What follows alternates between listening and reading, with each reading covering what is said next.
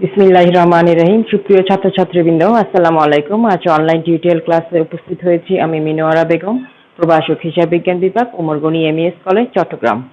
আজ আমি ক্লাস নিব অনার্স প্রথম বর্ষ হিসাব বিজ্ঞান বিভাগের প্রিন্সিপাল অফ ফিনান্সের ক্যাপিটাল বাজেটিং ক্যাশ ফ্লোর উপর। গত ক্লাসে আমি মিক্স সিস্টেম ক্যাশ ইনফ্লোর উপর একটি অঙ্ক করিয়েছিলাম। আজ আমি অঙ্ক করাবো অ্যানুইটি ক্যাশ ইনফ্লোর একটি অঙ্ক। তোমাদের সুবিধার্থে প্রশ্নটা আমি আগেই বোর্ডে লিখে রেখেছি। আমি এবার প্রশ্নটা তোমাদেরকে বুঝিয়ে দিচ্ছি। Cost of machine 1,50,000, 1,50,000। একটা মেশিন কিনবো, মেশিনের দাম হচ্ছে 1,50,000। লাইফ অফ মেশিন, মেশিনের আয়ুষ্কাল হচ্ছে 8 ইয়ার্স, 8 বছর। Import duty at the rate of 50%। Import duty দিতে হবে আমাকে 50% কার 1,50,000 টাকার উপর, দ্যাট মিনস 75,000 টাকা। Fred in and insurance at the rate of 10%, তার মানে হচ্ছে ফ্রেড অ্যান্ড ইন্স্যুরেন্স চার্জ দিতে হবে আমার 1,50,000 টাকা, 10% মানে 15,000 টাকা। ক্যারিং কস্ট টাকা 10,000। স্যালভেজ ভ্যালু, ওই মেশিনের স্যালভেজ ভ্যালু ভগ্নাবশেষ মূল্য হচ্ছে 30,000 টাকা। ওই মেশিনে আমরা ডেপ্রিসিয়েশন মূল্যায়ন করবো স্ট্রেট লাইন মেথডে। ট্যাক্স রেট হচ্ছে 40%। অপারেটিং প্ল্যান, ইমপ্রেশন পার ইয়ার 2 লাখ কপিস। এটা একটা ছাপা মেশিন। মেশিনটি 2 লাখ কপি পার ইয়ারে ছাপাবে। পার ইমপ্রেস চার্জ টাকা 1 টাকা করে চার্জ। প্রতি ছাপার চার্জ হচ্ছে 1 টাকা। এখানে কিছু ভ্যারিয়েবল, এখানে কিছু কস্ট আছে। একটা হচ্ছে 2 রকমের কস্ট আছে এখানে, সেটা হচ্ছে ভেরিয়েবল কস্ট, একটা হচ্ছে ফিক্সড কস্ট। ভেরিয়েবল কস্ট হচ্ছে একক প্রতি মূল্য যখন স্থির থাকে সেটা হচ্ছে ভেরিয়েবল কস্ট। এখানে ভেরিয়েবল কস্ট 3 রকমের আছে।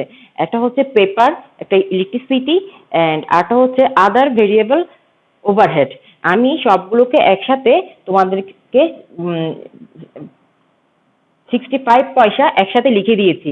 আলাদা আলাদা লিখতে গেলে এখানে স্পেস কম দেখে আমি এটা একসাথে লিখে দিয়েছি। ভেরিয়েবল কস্ট ওরা ভেঙে ভেঙে দিয়েছে।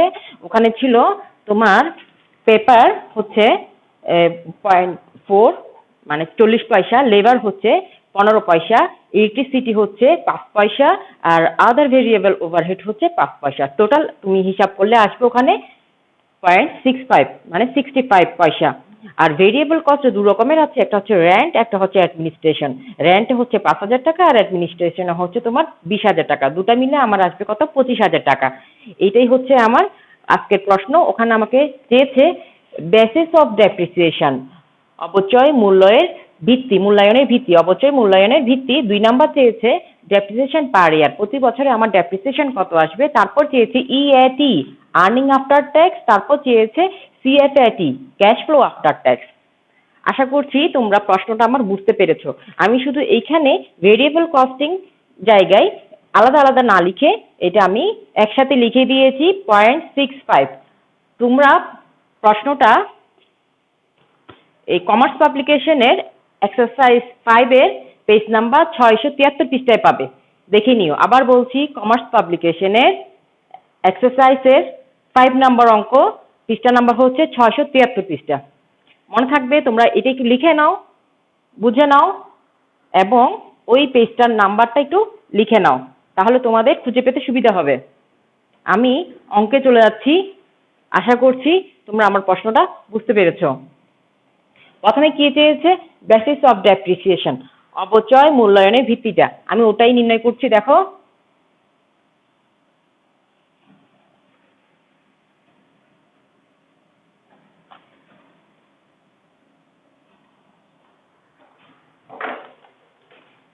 রিকোয়ারমেন্ট 1,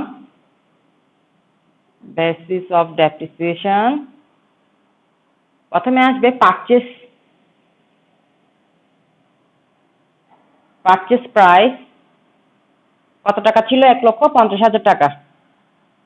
এটার সাথে আনুষঙ্গিক কস্টগুলো যুক্ত হবে। এখানে কি ছিল? এখানে ছিল প্রথমে ছিল ইম্পোর্ট ডিউটি, এটা আমি লিখছি।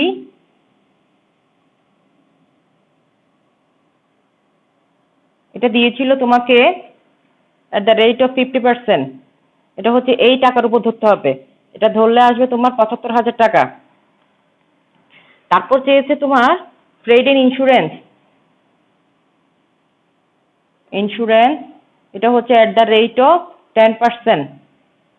এটা হচ্ছে @10% হলে এই টাকার উপরে আসবে তোমার কত? 15,000 টাকা।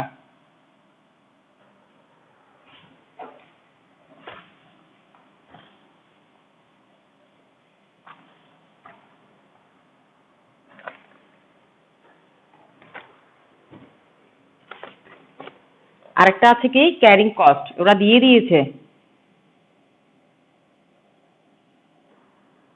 10,000 টাকা, এটা আমি লিখছি এখানে। তারপর আছে আর কিছু নাই আপাতত, আমি এই 4টা যোগ করে দিব, তাহলে আমার এখানে আসবে 2 লক্ষ, যোগ করলে 50,000 টাকা। আর এটার নাম হচ্ছে বেসিস অফ ডেপ্রিসিয়েশন।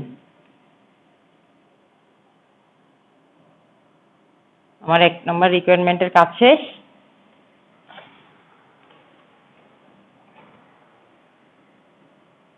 এইবার 2 নম্বরে আমার চেয়েছে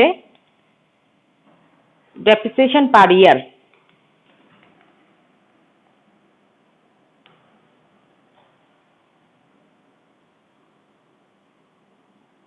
আগেই বলেছে প্রশ্নে ওরা স্ট্রেট লাইন মেথড ফলো করে। স্ট্রেট লাইন মেথডের সূত্র হচ্ছে cost minus salvage value divided by assets life.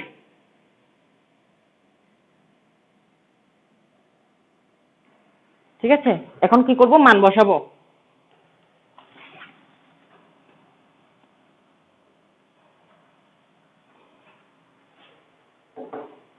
Cost কত আমার? জিনিসটার কস্ট কত? 2,50,000 টাকা। সেলভেজ ভ্যালু কত আমার? প্রশ্নে আগেই ছিল, প্রশ্নে সেলভেজ ভ্যালু ছিল আমার 30,000 টাকা, আর আয়ুষ্কাল ছিল 8 বছর। এখানে তোমার আসবে হিসাব করলে 27,500 টাকা। এটা হচ্ছে আমার 2 নাম্বার রিকোয়ারমেন্ট। ওকে, এটুকু বুঝতে পেরেছো আশা করি। আমি চলে যাচ্ছি 3 নাম্বার রিকোয়ারমেন্টে, একটু একটু বুঝবে। একসাথে বের করব আমি। এখানে আমাকে 3 নাম্বারে চেয়েছে ইএটি আর্নিং আফটার ট্যাক্স এবং CFAT cash flow after tax. আমি দুইটাই একসাথে নির্ণয় করছি 3 নাম্বার রিকোয়ারমেন্টে। দেখো,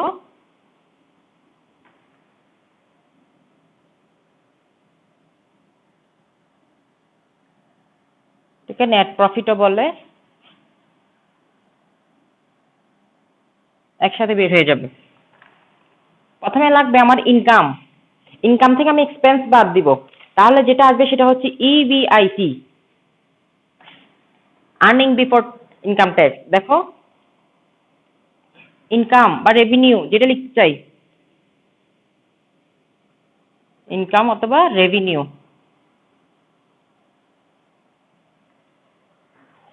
প্রশ্নে বলা ছিল মেশিনটি প্রতি বছর 2 লাখ কপি ছাপায় এবং প্রতিটি কপির রেট হচ্ছে 1 টাকা। তাহলে আমার ইনকাম হবে কত?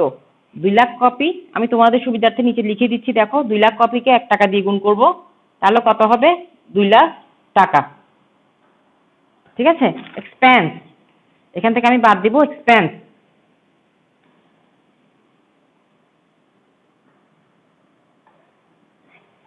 এক্সপেন্স কিন্তু আবার 2 রকমের আছে। এক্সপেন্স 2 রকমের, একটা হচ্ছে ভেরিয়েবল, একটু আগে বুঝিয়ে দিয়েছি, আরটা হচ্ছে ফিক্সড। তো এই জন্য এক্সপেন্স দিয়ে আমি লিখবো ভেরিয়েবল কস্ট অথবা variable expense. Variable expense total আমি হিসাব করে দিয়ে দিয়েছিলাম 65 পয়সা। তাহলে এটা লিখতে চাই, লিখতে হবে 2 লাখ, যেহেতু কপিস 2 লাখ ইন্টু 65। ঠিক আছে, আর ফিক্সড কস্ট অথবা ফিক্সড এক্সপেন্স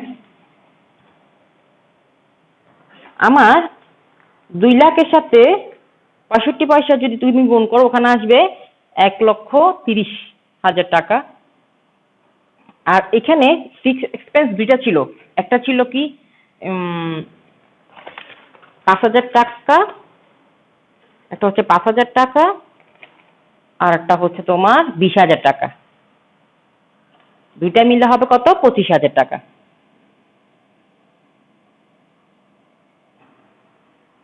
এই 25,000 টাকা, এই দুটা মিলে হবে আমার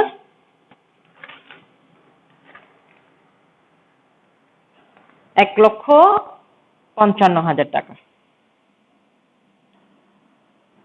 ঠিক আছে, 30,000 টাকা হচ্ছে ভেরিয়েবল কস্ট আর ফিক্সড কস্ট হচ্ছে কত তোমার 25,000 টাকা। দুইটা মিলে হচ্ছে কত 1,55,000 টাকা। আমি এবার এই 2 লক্ষ টাকা যেটা ইনকাম হয়েছে আমার সেটা থেকে 1,55,000 টাকা আমি বাদ দিয়ে দেখাবো।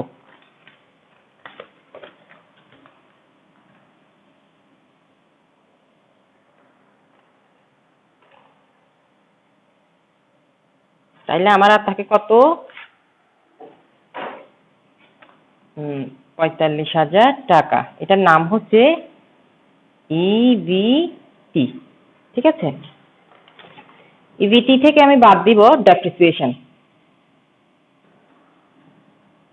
ডেপ্রিসিয়েশন আমার ছিল 27,500 টাকা। 27,500 টাকা। 27,500 টাকা।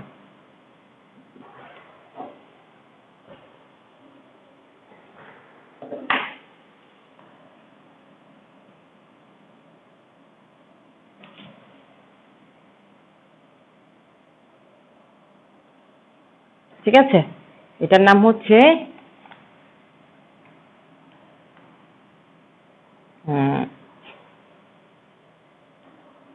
সরি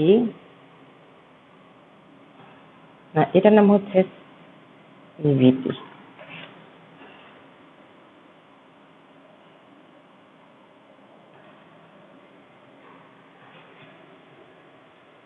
এখান থেকে আমি বাদ দিব ট্যাক্স রেট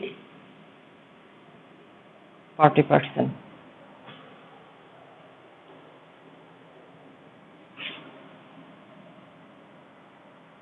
এটার নাম ইভিআইটি। এটা হচ্ছে ইভিআইটি আর ডেপ্রিসিয়েশন বাদ দেওয়ার পরে যেটা আসবে সেটা হচ্ছে ইভিটি। ওখান থেকে আমি 40% ট্যাক্স বাদ দিব। 40% ট্যাক্স বাদ দিলে আমার আসবে 7,000 টাকা। তোমার আগেই ওরা ট্যাক্স বলে দিয়েছে, ট্যাক্স রেট হচ্ছে কত 40%। ওখানে বাদ দিলে আসবে 7,000 টাকা। যেটা আসবে সেটা হচ্ছে ইএটি, আর্নিং আফটার ট্যাক্স। ওটার টাকা হচ্ছে 10,500। এটা বাদ দিলে কত আসবে 17,000 থেকে 17,500 থেকে যদি তুমি 7,000 টাকা বাদ দাও 10,500 টাকা আর থাকবে।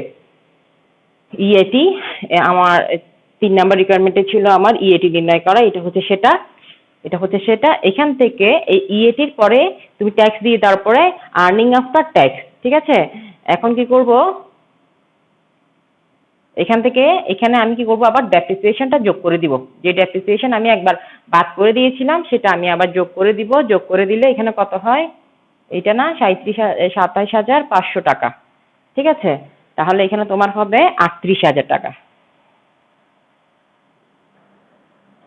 আর এটার নাম হচ্ছে সিএসএটি।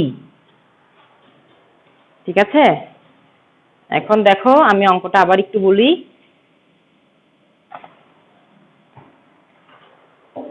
প্রথমে মেশিনটি 2 লাখ কপি ছাপায়, প্রতিটা চার্জ হচ্ছে 1 টাকা করে। তাহলে আমার ইনকাম হচ্ছে কত, 2 লাখ কপিকে যখন আমি 1 টাকা দিয়ে গুণ করবো তখন আমি 2 লাখ টাকা ইনকাম করব। ইনকাম থেকে আমি এক্সপেন্সটা বাদ দিব। এক্সপেন্স আমার 2 রকমের, একটা হচ্ছে ভেরিয়েবল এক্সপেন্স, একটা হচ্ছে ফিক্সড এক্সপেন্স। ভেরিয়েবল এক্সপেন্স আলাদা আলাদা করে দেওয়া ছিল, আমি তো বোঝার সুবিধার্থে ওইটাকে একসাথে করে লিখে দিয়েছি প্রশ্নে। তোমরা বই খুললেই দেখবে ওখানে কিভাবে আলাদা আলাদা করে দিয়েছে। আমি একসাথে যোগ করে দিলে 65 পয়সা আসবে। তো 2 লাখ কপিকে তুমি যদি 65 পয়সা দিয়ে গুণ করো ভেরিয়েবল কস্টিং পেয়ে যাবে। তারপর আর ফিক্সড কস্ট হচ্ছে 2 রকমের দিয়েছে, একটা হচ্ছে র্যান্ট, একটা হচ্ছে অ্যাডমিনিস্ট্রেশন। ওখানে একটা হচ্ছে 5,000 টাকা, একটা হচ্ছে 20,000 টাকা। দুইটা মিলে হচ্ছে 25,000 টাকা। তাইলে ইনকাম যেটা হয়েছে আমার 2 লাখ টাকা, ওখান থেকে আমি ভেরিয়েবল কস্ট এবং ফিক্সড কস্টটা বাদ দিয়ে দেখাবো। বাদ দিয়ে দেওয়ার পরে যেটা আসবে সেটা হচ্ছে EBIT, earning income, earning before income tax. ঠিক আছে, এটা 45,000 টাকা পেলাম। 2 লাখ টাকা থেকে আমি আমার ভেরিয়েবল এক্সপেন্স আবার ফিক্সড এক্সপেন্স দুটোটা বাদ দিয়ে যেটা পেয়েছি সেটা হচ্ছে 45,000 টাকা। ওখান থেকে আমি ডেপ্রিসিয়েশনটা বাদ দিব। ডেপ্রিসিয়েশন আমি বের করে দেখিয়েছিলাম 27,500 টাকা। ওটা বাদ দেওয়ার পরে যে টাকাটা পাবে ওটা হচ্ছে ইভিটি, ওটা হচ্ছে 17,500 টাকা। ট্যাক্স রেট ওরা বলে দিয়েছে 40%। 40% আসছে তোমার কত টাকা? 7,000 টাকা। মাইনাস করলে আসে 10,500। ওইটার নামই হচ্ছে ইএটি। আবার ইএটির পরে ডেপ্রিসিয়েশন যদি আবার যোগ করে দাও তাহলে আসবে কি সিএফএটি।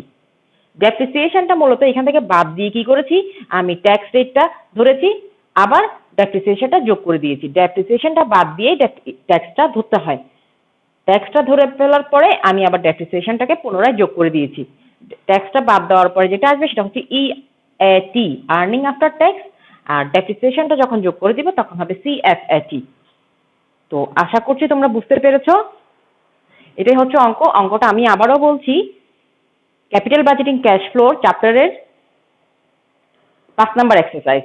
কোন বই? সেটা হচ্ছে কমার্স পাবলিকেশন, আর পেজ নাম্বার হচ্ছে 673 পৃষ্ঠা। তোমরা একটু দেখে নিবে, আশা করছি অঙ্কটা বুঝবে। এটা এক্সারসাইজের অঙ্ক। আর এর পরবর্তীতে আমি চলে যাব ক্যাপিটাল বাজেটিং টেকনিকের উপরে, কারণ এখানে তেমন আর কিছু নাই। এখানে কিছু থিওরি আছে, সেই থিওরিগুলো তোমরা পড়ে নিবে।